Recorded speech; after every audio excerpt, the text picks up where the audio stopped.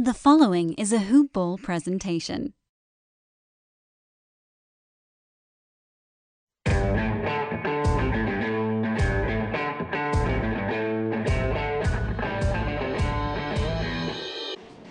What's up, Grizz Nation?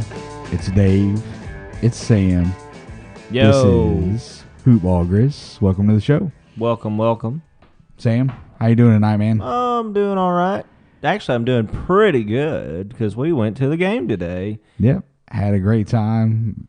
Sam had some good luck Did. with autographs. He's a big Brogdon fan, if you didn't notice that from the last show. Mm-hmm. We love the Grizzlies, but we are basketball fans in general.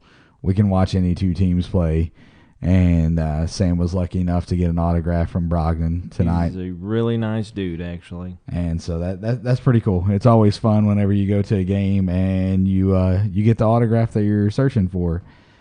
The final score of tonight's game, Indiana Pacers 117, Memphis Grizzlies 104. And I feel like this is kind of a broken record. Bango. There are a lot of positives coming out of tonight's game. And that's you have to look for the little victories in a season like this when you're taking so many lumps.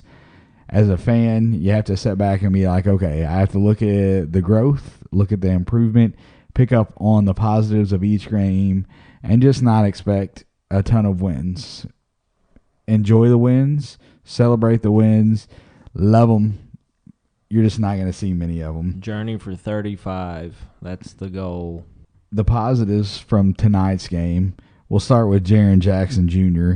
He did not have a great game against Minnesota. He was in foul trouble early and put up a crap stat line last night. He had junk. 12 points and trash, actually, he, is a better he word. really didn't. He didn't put up good numbers. He bounced back very well tonight. Put out 31 points, 4 rebounds, 2 assists, 1 steal, 2 blocks. 53% from the field, 9 for 9 from the free throw line. Great bounce back game. Just want a little more consistency out of him. And I feel like you want, from a young team, consistency is going to be something that is, the only thing consistent about it is going to be consistently inconsistent until they grow. And so that's part of the growing pains. Another bright light from tonight, and he played well in the T-Wolves game, DeAnthony Melton. He is clearly earning himself some playing time. Mm-hmm. What do you think about him? He looked good. He did. He looked good. He looked good last night. He looked great today. He almost had a double-double today. He almost had a triple-double last night. So. Yeah, he was knocking on the door with triple-double in Minnesota last night. He had 9 points, 7 assists, 8 rebounds. Just that close. You know, a play here or there, a bounce here or there, and he's hanging a triple-double on the Timberwolves. Tonight, Melton, 16 points, 9 rebounds, 4 assists. There's always little things that don't show up on the stat sheet, and he was hustling. He was down in the mud, on the floor, diving after balls, dirty. Doing work. He was rebounding really well. He was in there bumping. The Indiana Pacers have a couple pretty good bigs. They got the 2 towers out there, man. Sabonis and Miles Turner. Those guys, they're beasts. DeAnthony Melton, he didn't care. He's in there bumping, getting rebounds with them, pulling them down. I was loving it. He played. Grayson Allen has struggled. DeAnthony Melton played very well in the Timberwolves game. He repeated it tonight against the Pacers. I keep forgetting who they played tonight, even though I was at the game. I don't know why. It's my first day. He's been drinking. Not really. He hasn't. No, I did not drink. He's that on did drugs. not happen. So drinking and driving. Grayson Allen, I'll go back to that. He has struggled. Played extremely well in the summer league. That carried over into the preseason. Started off okay in the regular season. Hit his injury. Hasn't bounced back from that. He's not played well at all. These 2 games from DeAnthony Melton, as much as I like Grayson Allen, you have to give him more playing time. You have to. He is playing too well to not be on the floor. And DeAnthony Melton is a fantastic defender. Fantastic. I can't wait to watch him mature. I hope that he stays in Memphis for a while. I think that he's going to turn into a good NBA player. I'll stop singing his praises, but I hope that I get to do that more frequently. He definitely deserves more time on the court. Solo had a big game tonight. He picked up the start with all the injuries. I'll go over the injuries real quick before I give you Solo's stat line. We had JV was out with some sort of illness.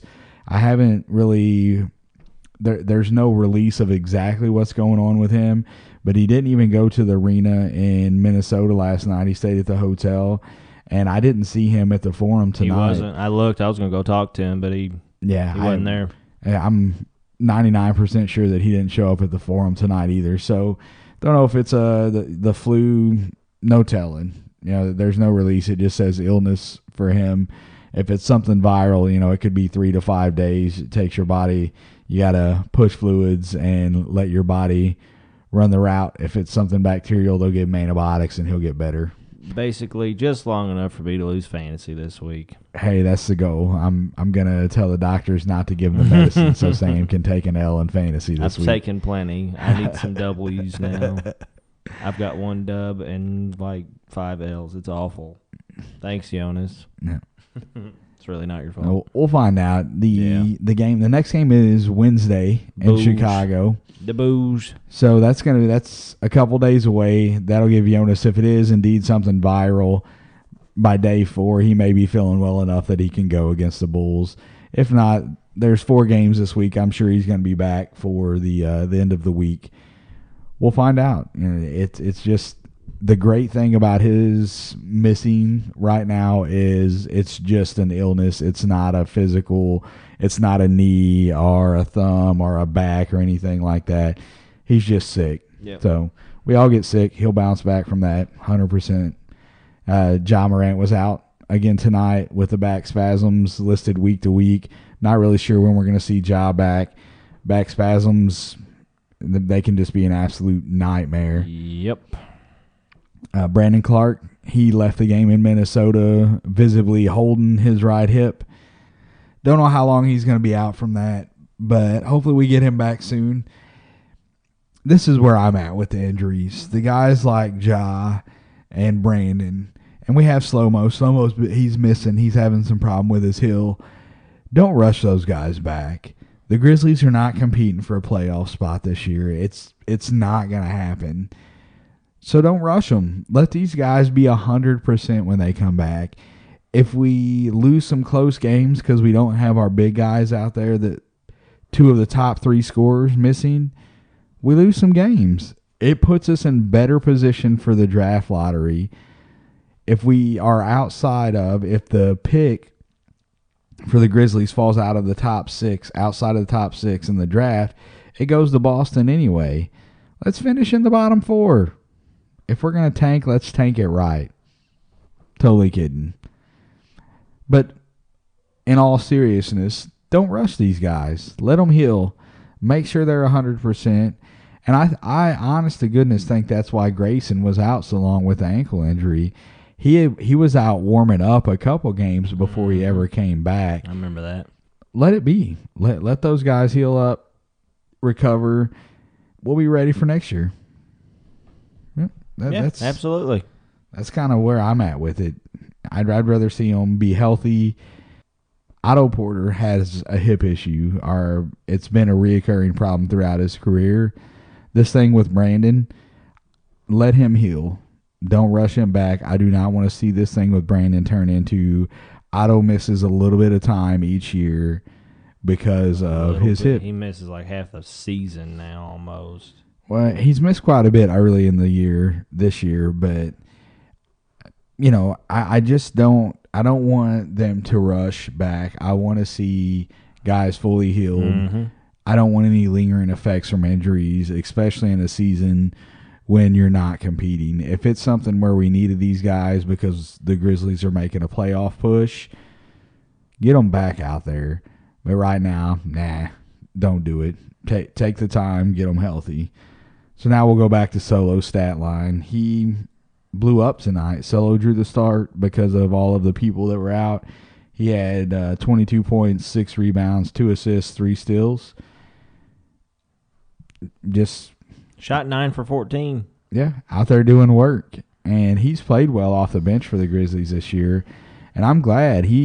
I would think is going to be a trade deadline piece that they'll be looking to move. So as long as he's out there producing, this is looking really, really good for the Grizzlies in the fact that he's going to be driving up his value. Maybe we get a second-round pick. He keeps producing really well. Maybe you sneak something else out of that. If we get a first-round pick, if the Grizzlies get a first-round pick from a contending team, a first-round pick is a first-round pick. Even at the end of the first round, there's still a lot of talent out there. There's a lot of talent in the second round. So that's why I don't have an issue with a second-round pick even. Good night from Solo tonight. I was glad to see him kind of step it up when you have JV and Ja and Kyle, Brandon. When you have all of those guys out, you need other guys to step it up. So good for him. Dylan had another solid performance tonight. Dylan. 19, 7, 2, and a steal. I talked about consistency from him on the last show. It's something I still want to see. This is not a popcorn number game for Dylan. I would like to see Dylan right in this range. I don't think he's going to be a 20-point-a-night guy in the NBA. If he does, so be it. That's even better. But I think 15 to 18 is a realistic expectation from Dylan Brooks. The biggest thing from him that impresses me this year is his defense. Defense. He's playing defense like a madman. He fouled out of this game late in the fourth quarter. Don't think it's back-to-back games that he's fouled out of. I don't think fouling is going to be an issue for Dylan. But I like the fact that he doesn't care what name is on the back of that jersey. He's in your face. He's playing it hard every single time. I said it before, I say it again. I think at some point Dylan is going to be a first-team all-defensive guy. He's not at that point yet. Still got some learning to do, but he's definitely putting in the work, and you can see it out there on the floor. Tyus Jones struggled tonight. Sam, you got his numbers over there. What did Tyus do tonight? He played 30 minutes. He had 2 points. He had 2 points, 3 rebounds, 6 assists, 1 block, and he shot 1 from 6 from the field. That seems to be an issue with him. He's not shooting the ball very well at all this year. Going into tonight's game, he was shooting around 38% from the field. Probably didn't make a huge difference with the 6 shots tonight. But over his last 5 games, he's only shooting 33% from the field. And don't get me wrong, I'm not expecting Tyus Jones to go out and be a 12 to 15 point or a 20-point scorer guy. But the Grizzlies need him to make baskets. His assist numbers have been there. His assist numbers all year long. How many assists is he averaging, Sam? 4.8. So he's averaging 5 assists a game as a backup point guard, and that's pretty good numbers.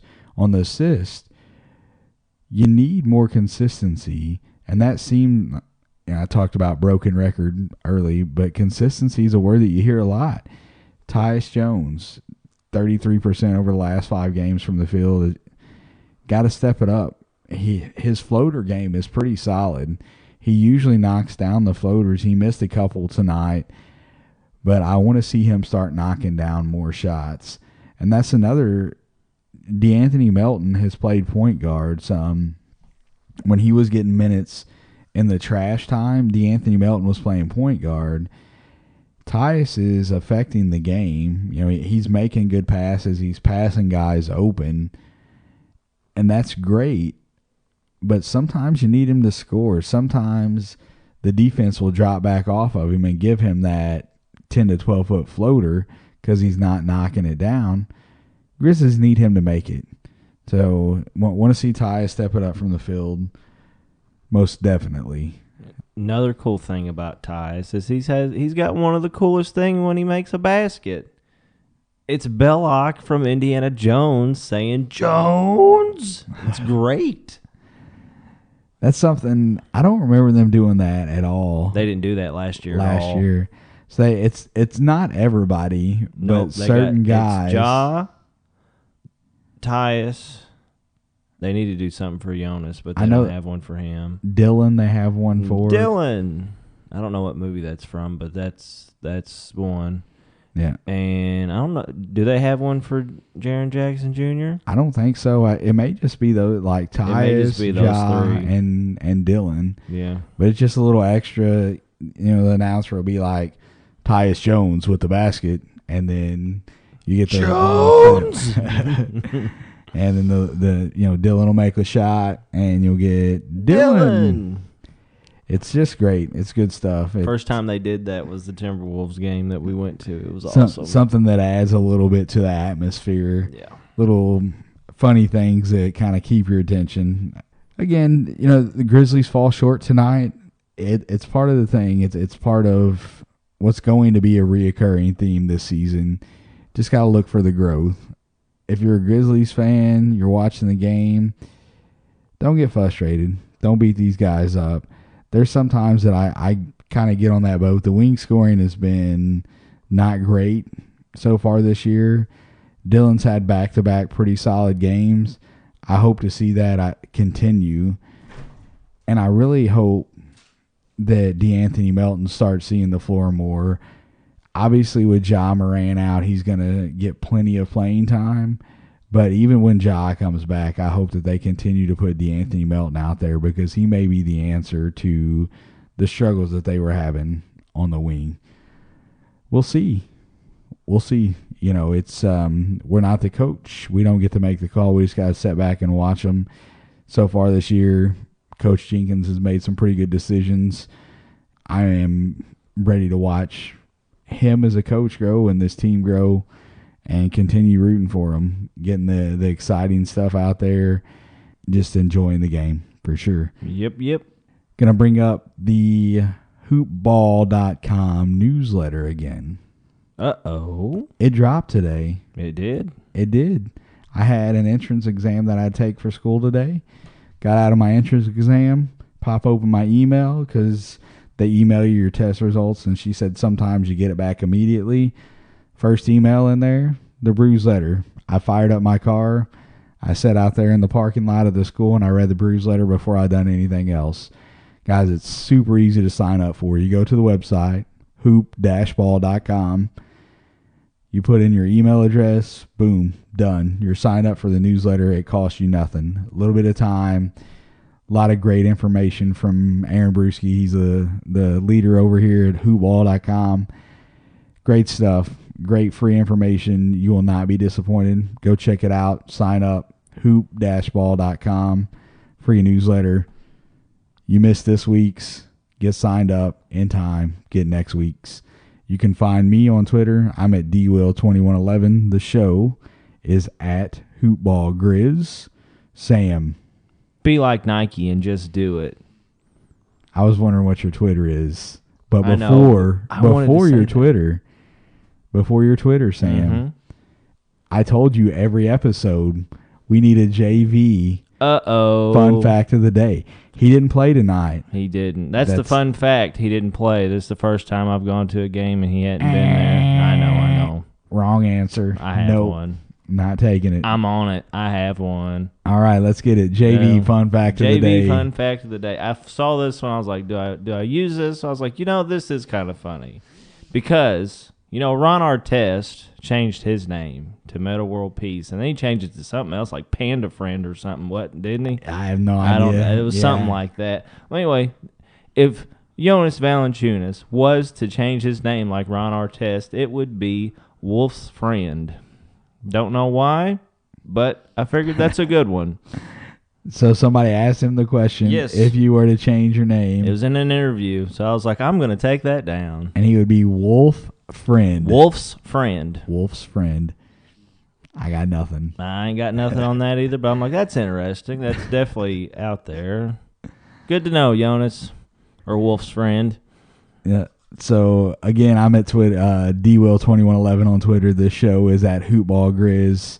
Sam, drop it. What you got? It is on Twitter. This is me. It is Sammy B 1118. That is a capital S lowercase AMMY capital B 1118.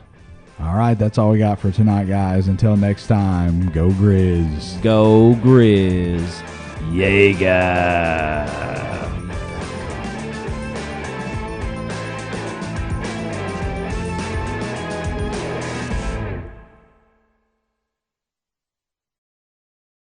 This has been a Hoop Ball presentation.